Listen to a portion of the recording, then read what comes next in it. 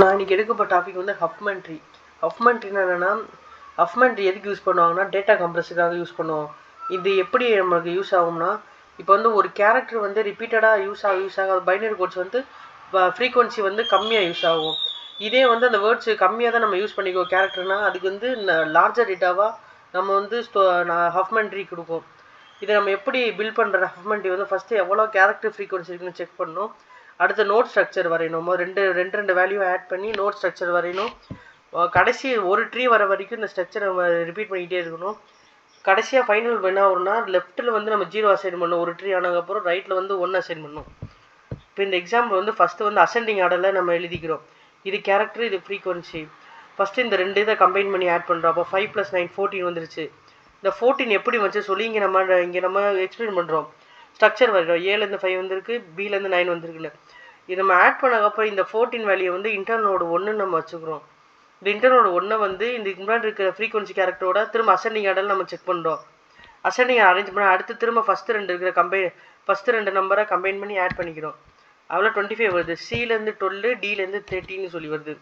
அப்புறம் இந்த 25 வந்ததுக்கப்புறம் இந்த 25 வந்து இன்டர்னல் நோடு 2 வச்சுக்கிட்டு திரும்ப நம்ம வந்து அசெண்டிங் ஆர்டரில் இருக்கான்னு செக் பண்ணுறோம். செக் பண்ணதுக்கப்புறம் அந்த இன்டர்னோட 1ஐயும் இப்போ இந்த வேல்யூ ஆட் பண்ணுறோம். 30 வருது. 30 எப்படி இருந்தால் இன்டர்னோட 1 அந்த 14, ஈயோட வேல்யூ வந்து 16. இங்கே 14 நம்ம ஏற்கனவே இன்டர்னல் நோடில் போட்டுருந்துச்சுன்னா இங்கே வந்து ஸ்ட்ரக்சரை அதே மாதிரி இங்கே திரும்ப அப்படியே ட்ரா பண்ணிடணும். இப்போ இங்கே வந்து A5B9 இருக்கிறது இங்கே அப்படியே நம்ம ட்ரா பண்ணுறோம். A5B9ன்றது இந்த 30 வந்து இப்போ ஒரு ஈயில் 16 இருக்குனால இங்கே 16 போட்டோம். இதை வந்து இன்டர்னல் நோடு 3ஆக வச்சுக்கிறோம். இப்போ இன்டர்னல் நோடு 2, 3 திரும்ப அசெண்டிங் ஆர்டரில் போட்டுட்டு திரும்ப இது ரெண்டையும் இப்போ ஆட் பண்ணுறோம். இப்போ இது ரெண்டையும் ஆட் பண்ணால் இது வந்து 55 வருது. இங்கே வந்து 25, இங்கே வந்து 13 பிரியுது. இங்கே 25 இங்கே ஏற்கனவே நம்ம இங்கே போட்டிருக்க நோட் ஸ்ட்ரக்சரை திரும்ப அப்படி இங்கே ட்ரா பண்ணிக்கிறோம். இங்கே 30க்கு போட்டு இந்த நோட் ஸ்ட்ரக்சரை இங்கே ட்ரா பண்ணிட்டு இது இன்டர்னல் நோடு 4னு சொல்லி வச்சுக்கிறோம். இப்போ இந்த இன்டர்னல் நோடு 4ஐயும் இந்த எஃப்ஐ இப்போ நம்ம ஆட் பண்ணுற ஃபைனல் வேல்யூவாக 100ன்னு வருது. இந்த 100 வந்தது வந்து F45. அப்புறம் வந்து இன்டர்னல் நோடு 4ஓட வேல்யூ வந்து 55 வந்து இந்த இன்டர்னல் நோடு 55 டயக்ராமாக ஸ்ட்ரக்சர் அப்படி இங்கே நம்ம ஃபுல்லாக வரைஞ்சிட்டு ஒரு ட்ரீயாக கடைசி வரைக்கும் கேரக்டர் ஃப்ரீக்வன்சி போட்டு வந்ததுக்கப்புறம் லெஃப்ட் சைடு ஃபுல்லாக பிரான்ச்சோட லெஃப்ட் சைடு ஃபுல்லாக 0, ரைட் சைடு ஃபுல்லாக 1 அசைன் பண்ணுறோம்.